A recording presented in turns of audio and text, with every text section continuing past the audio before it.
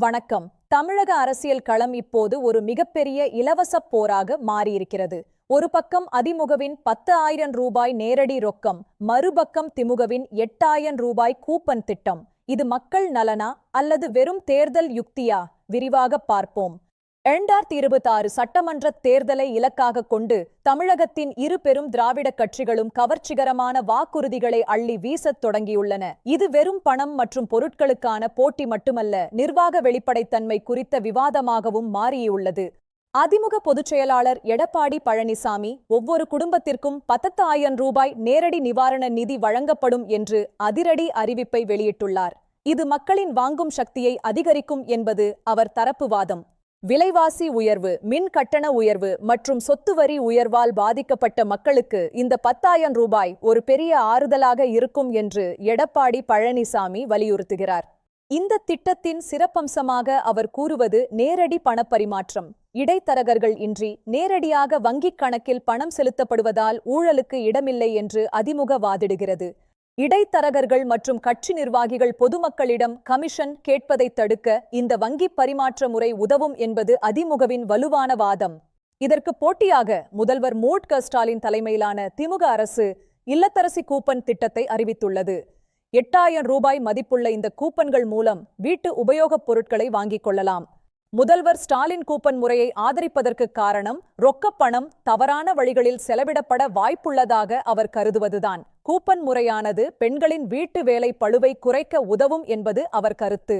ஆனால் இந்த 8,000 ரூபாய் கூப்பன் திட்டம் ஒரு மிகப்பெரிய ஊழல் அபாயத்தை கொண்டுள்ளதாக எடப்பாடி பழனிசாமி கடுமையாகச் சாடுகிறார். இது கமிஷன் மாடல் என்று அவர் குற்றம் சாட்டுகிறார்.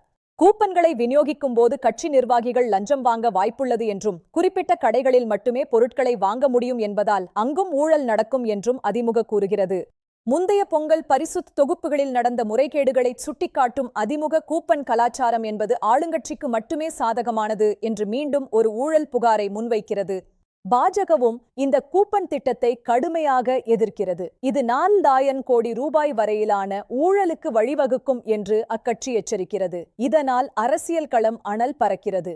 அதே நேரத்தில் தமிழகத்தின் கடன் சுமை 10 லட்சம் கோடி ரூபாயை தாண்டப்போகும் வேளையில் இத்தகைய கவர்ச்சிகரமான வாக்குறுதிகள் மாநில பொருளாதாரத்தை எங்கே கொண்டு செல்லும் என்ற அச்சமும் எழுகிறது.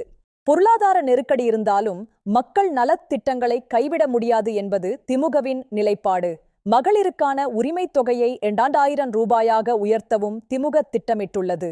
இலவச திட்டங்கள் என்பது மக்கள் வாழ்வாதாரத்தை மேம்படுத்தும் கருவியா அல்லது தேர்தலுக்காக வீசப்படும் வலையா? ஊழல் அபாயம் இல்லாத நிர்வாகம் சாத்தியமா? உங்கள் கருத்துக்களை கீழே பகிருங்கள்.